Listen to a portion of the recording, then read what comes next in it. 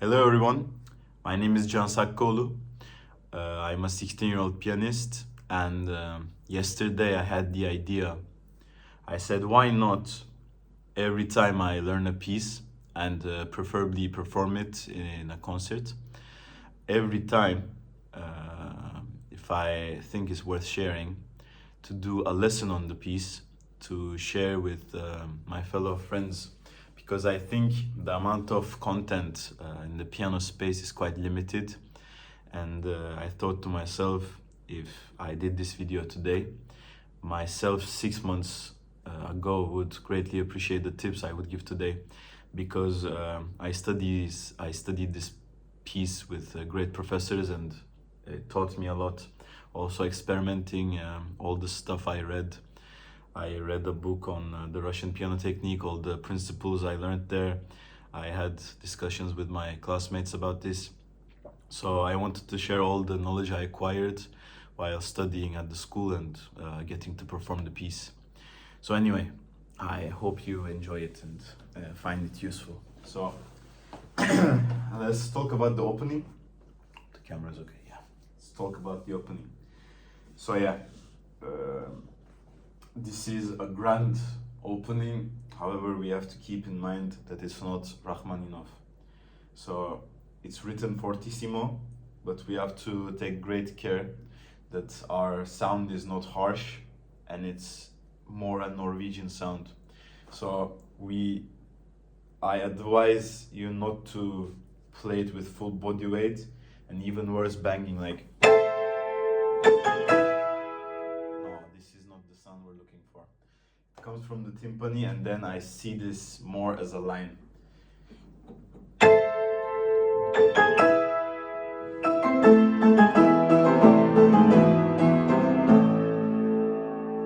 create this sound, first we have to hear it, and then second of all we have to have enough knowledge physiologically on how to create this sound.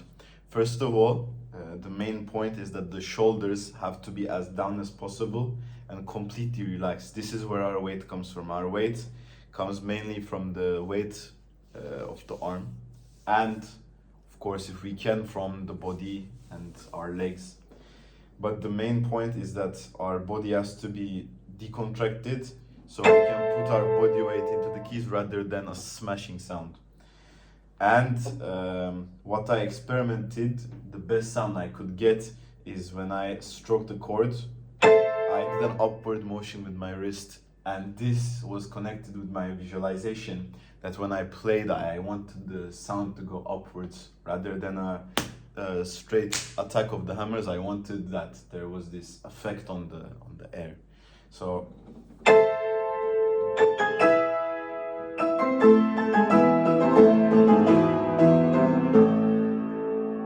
the second point is that I don't play this line vertically. I see it as a horizontal melodic line. So what I try to do is not to play ta ta tam, but I try to connect it with as a phrase. And to do this, I think we have to imagine like we're singing it. So I know it might sound a bit weird, but the hands have to go a bit horizontal, like so, rather than.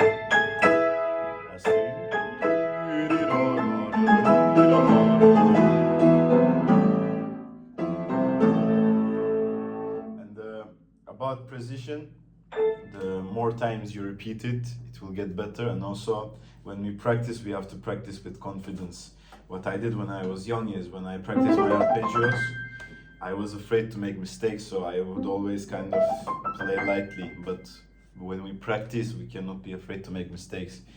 I advise you greatly to really go deep into the keys when you practice. And always in octave passages like this, or in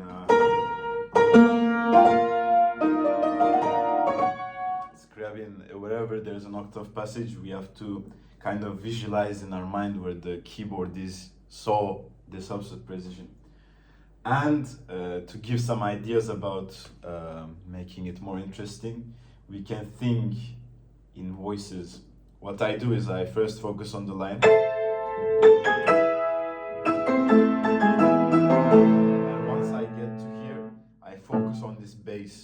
the sound richer. So here I think about a fat bass who sings, and when you listen, it creates a better effect in my opinion. But of course these are all ideas, you can choose a soprano. And then these passages have to be played with the arm and not the fingers. Of course the fingers, it's good for the fingers to be active, but even if I don't move my fingers alone, I will just block my fingers like this for experiment. I can more or less play, and this is because I take help from my arm and the rotation. And when you connect it with the fingers, it's quite an easy passage, but if you treat it like a tube, it will be more difficult. So it has to be a connected line from one end to another end. And then these chords again with full body weight.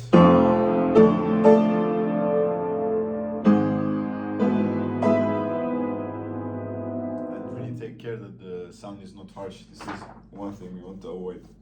Okay, let's come to bar 19, the other piano entrance, A. Here, even if the orchestra is not in the tempo we want, we have to decide the tempo here. And I greatly advise that you take a metronome for this and you really decide the tempo that you want numerically, so that when you come again, you have an idea also when you work with an orchestra on how to play it. So, what did I note? Yeah, so when we practice, when you read the score for the first time, be careful that the rhythm is precise, and in general, when you read a piece, be careful to read the piece with great precision, both dynamically, about the value of the notes, and to make sure that you're playing the rhythms correct. So here it's mezzo piano, and always it's a great advice. You should be able to, when you close the score, know exactly which part is in which dynamic and how you want to play. Okay, so these lines have to be also singing. If we play robotically, it will not make any sense. You have to have in your mind the phrase you want to create for this. You have to, of course, work alone or trust your instincts after a while, but first we have to sing, or we have to listen to a lot of people playing it to get some ideas. How I like to play it is, first I take the phrase here, and the first time I play, I take the phrase down, and in the second I do a up and down, so it sounds like, and then,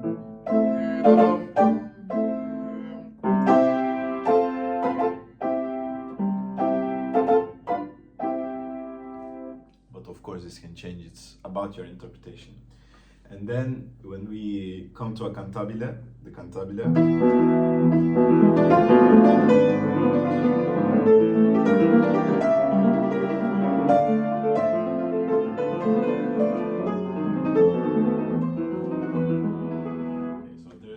few points we have to talk here. First, we have to know the hierarchy of the voices. Of course, the most important is the melody, and then the bass line, and then these accompaniments. So we have to show that.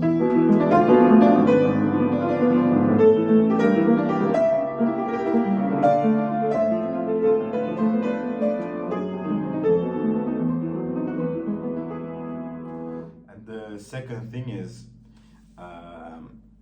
here we have to, in every passage we play, we have to know how we're gonna phrase it. And I like to see it as this is the first level, so everything is phrased upwards, in my opinion. Actually, it's not my opinion, he wrote the phrasing here. It's a crescendo, so it has to be first level. So the previous dynamic is mezzo piano, so we start at mezzo piano, and then we repeat the same phrase but in mezzo forte, so, and then the high point of the phrase is here.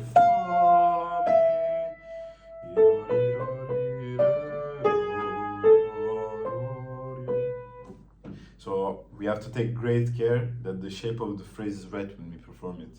So first level from mezzo piano, mezzo forte, high point.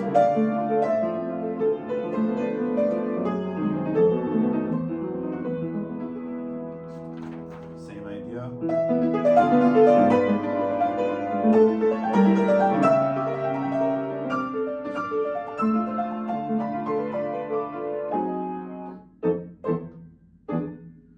And this was a passage I struggled greatly at bar 31, but with the right knowledge that I'm gonna share you, it helped me greatly. It was instantaneously I could play it, and I hope it will help you too. First time I was trying to grab the keys like this, and I think it kind of helped my finger activation. But what we want to do here is a bouncing motion. And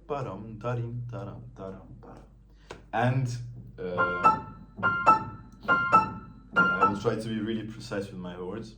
So when we play this, our weight is not yet in the bottom of the keys.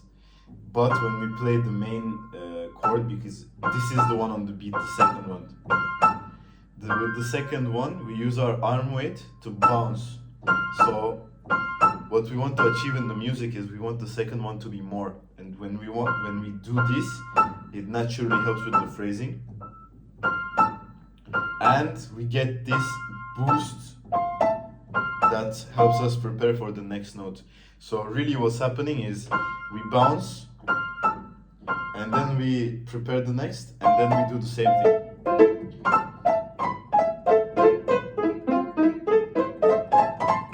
And when you do this, it's the most effortless passage in the world. And with the weight, really make sure that the shoulder is relaxed, and try to feel with each bounce your arm weight striking up. Like really try to connect in your mind your arm weight and your fingers. Really feel the weight of the arm in the keys.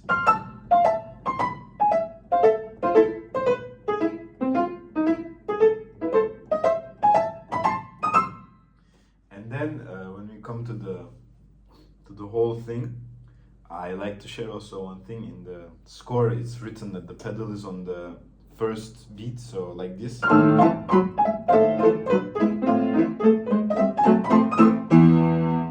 But what I like to do is I like to put the pedal on the second beat. I guess it's a bit controversial because it's not what's written. However, I think it benefits the music because if you look on the second beat, there's an accent on the left hand, so we have to show this, and I think the pedal helps. And then when we don't have the pedal on the first one, it's easier to make this crescendo with the pedal because it enlarges everything and it sounds like this. I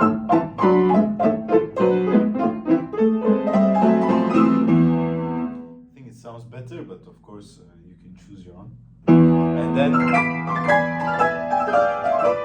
here my mistake was what the teacher told me is they only heard this, so only some of the notes. So what she told me is we have to connect all the notes and create a line.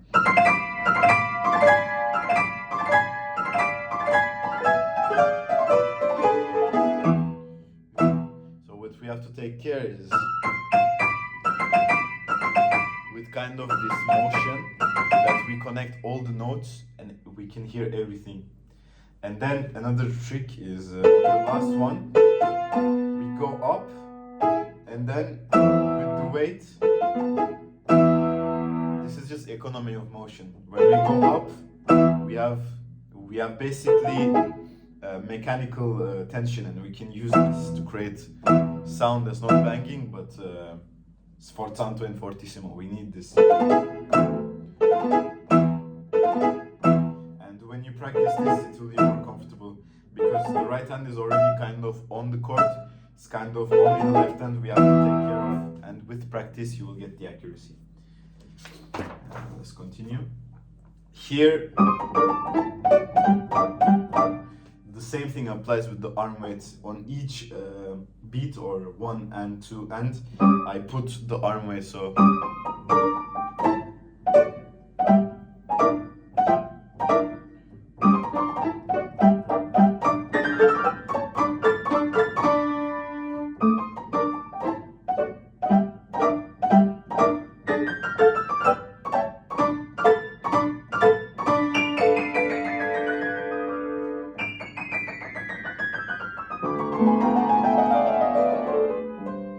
I'm sorry, I didn't practice the piece for I think 2 months. Okay, for the thirds, what I did personally is, first I really activated my fingers, so my fingers knew exactly what the path they needed to take. So I curved my fingers. First I tried with more flat, it didn't work. For me, curved fingers was the key. And really, with great activation in mezzo forte, I put the passage in my fingers. And then what helped is, every beat, I'm repeating the same stuff, but it works, that's why I repeat. We put the arm weight on each beat. This helps with security and in not creating tension. And of course, to put this weight, our shoulders have to be extremely relaxed. Of course, for the thirds, we can do I did also. Rhythms like this, and in fourths. And then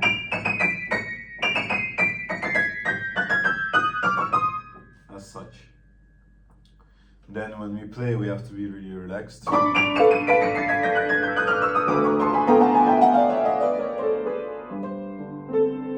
And then we come to the cantabile.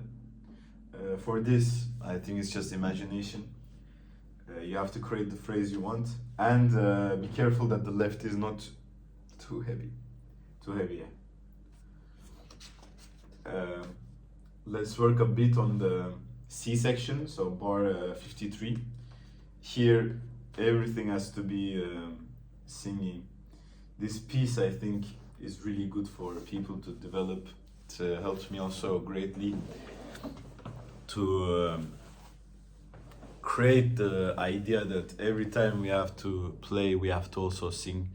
Arthur Rubinstein said that if we're not singing at the piano, we're not playing the instrument correctly. I don't think I'm quoting it exactly like that, but he said something along the lines like that.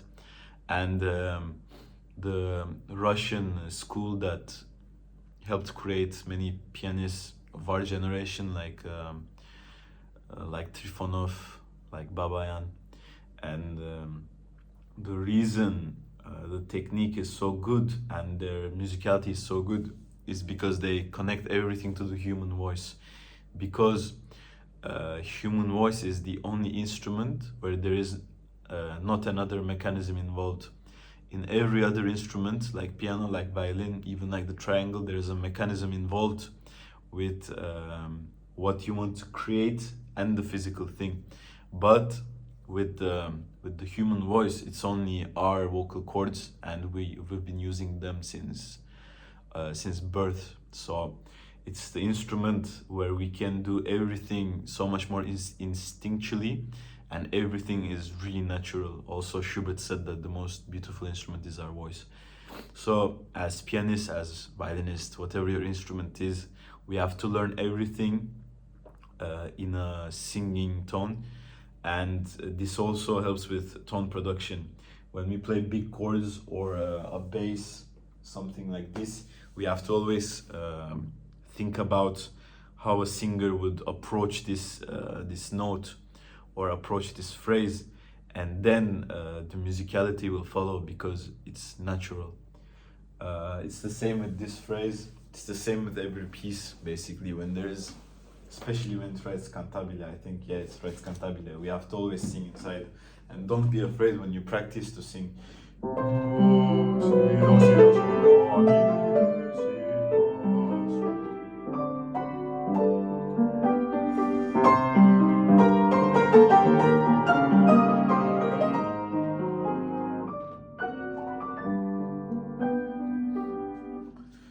and I play a bit bad because I didn't play for a long time. But here another thing we can do is use imagination with orchestration. What I view this is like, this is the strings. And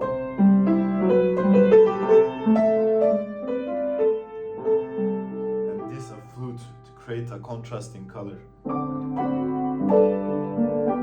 And then again, like more meaty sound from the strings. And then again flute.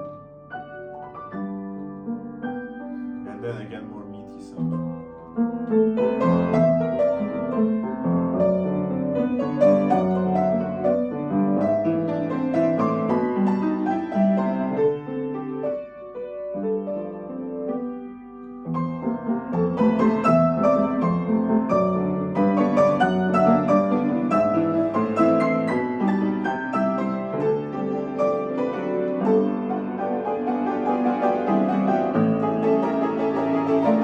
Sorry, my battery died.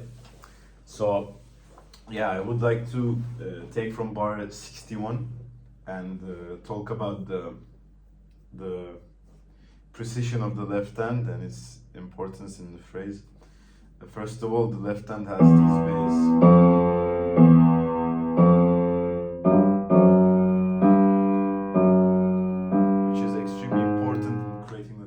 Tension, because it's a minor second always, with each bar getting more. So we have to show this, and for this we need good precision of the left hand. What my professor said, and it works. Of course, I think there are other methods, but it worked quite well. We kind of use this as a pencil, so we kind of lock, and we put the hand in a position like this. Not to create tension, but kind of put the hand in a position that's firm, like kind of like an arch. And then what we do, we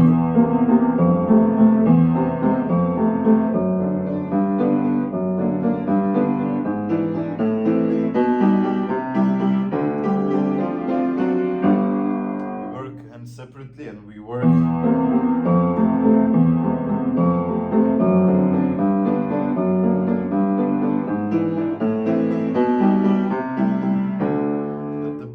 is singing, that the notes in the bass is connected, and they're more than these. It cannot be. No, the bass has to be more, and these are less. What the Russian school talks about, I forgot her name, Rosina Levin talked about this, the great Russian teacher that was the kind of the main teacher in Juilliard for a while. Her class dominated Juilliard. And she said that in piano playing, the keyboard has to be like a dome. So the melody firmly planted, the bass firmly planted, and the accompaniment kind of in the air floating. So it's the same idea here. These have to be firmly planted.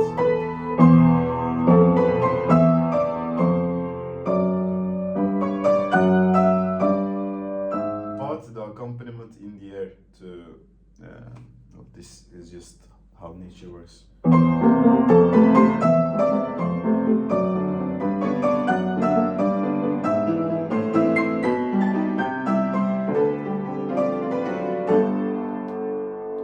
And then here it's più vivo, so it's more lively, we're more free, we can phrase everything like we want. And I advise not to be so loud in the beginning because we have to grow.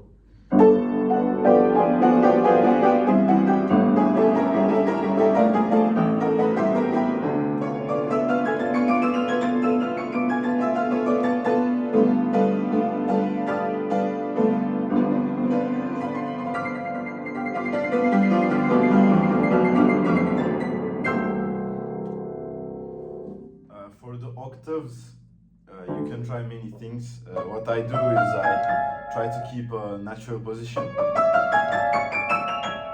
Liszt talks about a dead hand. Liszt talks that octaves should be played like. Of course, we have to kind of use the fingers at the end, but when practicing, that the hand should be dead and the action should come from the wrist. So you can practice like this, or you can have a high wrist position. And I think this is also a natural thing because, for example, when we played the Chopin's Octave Etude, the default position is this. So maybe we can argue that this is the best position, and but of course we all have different anatomies and we choose what works best for us. For me, a mix of kind of everything works, and I just try to follow the line, and if it works, I'm happy, and it did for me. I have to practice a bit, but in stuff like this you can look at some schools. You can look at the Russian school, how, for example, Liszt plays, how the Viennese school plays, and then you can experiment and then choose what you like, what works for you. For this line,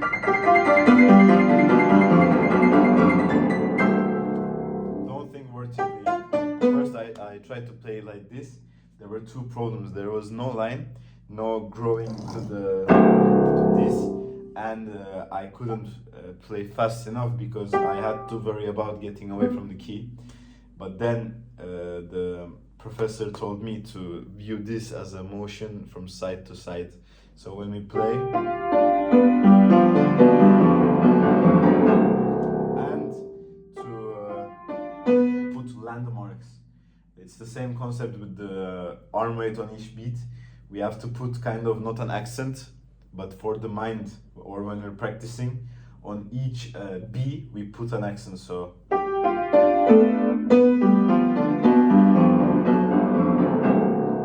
is like our safe space, and we and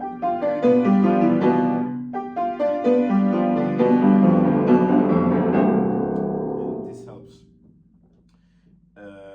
I don't think there's much to say here because we're just accompaniment, but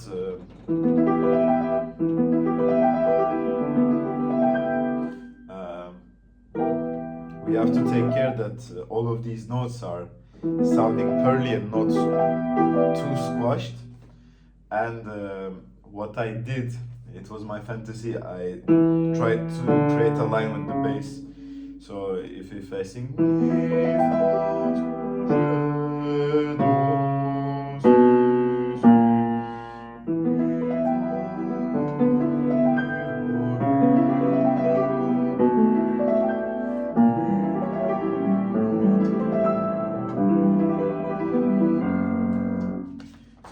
create some lines, you can do whatever you want. And then this was a tricky passage until my professor showed me a hand arrangement.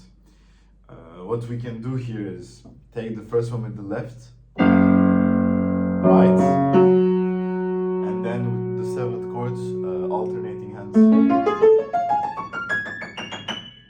It sounds like this.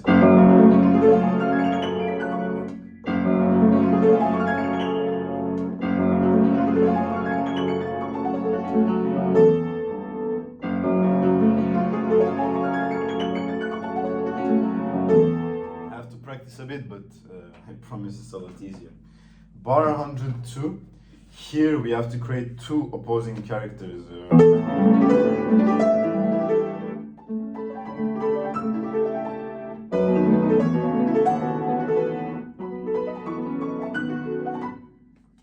What we have to be careful here is that we shouldn't be, because there is a octave here, we shouldn't be disconnected from the phrase. It has to sound how it has to sound, and how it has to sound is, it's not me saying, it's Grieg wrote. And when we play, how we can manage this with the accompaniment is, here we put the weight, and with the wrist we come up, and it creates the illusion of a slur.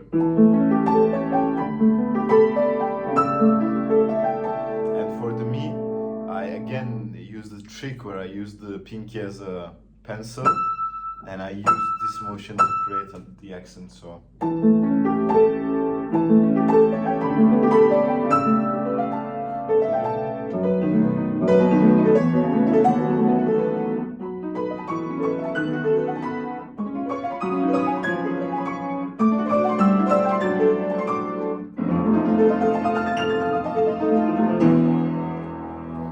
here we can use our imagination. You can think of a grizzly bear when you play this, and then a little bird, and then again.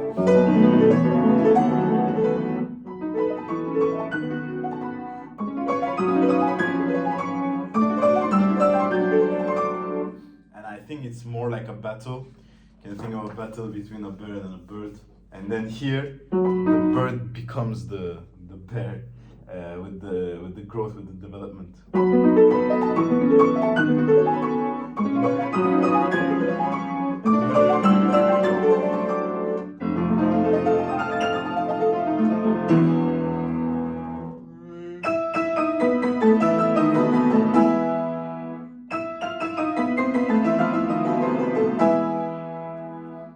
To practice these octaves, what I did is I did everything 10 times. So this 10 times. Make sure I land clean, and then this, and then everything 10 times, and then usually there's no problems when you play. And the same thing here. It's a bit more tricky.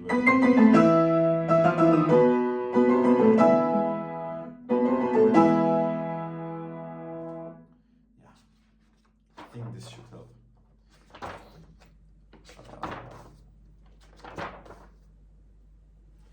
I think the video is quite long, so maybe I will do the cadenza in another video.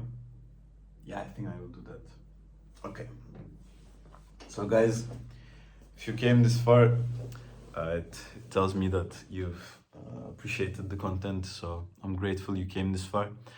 And if you have any suggestions on the creation of the video, of course I cannot really change the equipment, but if you have some suggestions on the angle or something like this, please feel free to recommend. And if you're also a pianist and you caught some mistakes or something I could teach better or something I teached wrong, or if you have some contradictions, please feel free also to share them in the comments. We can discuss them, we can learn from each other.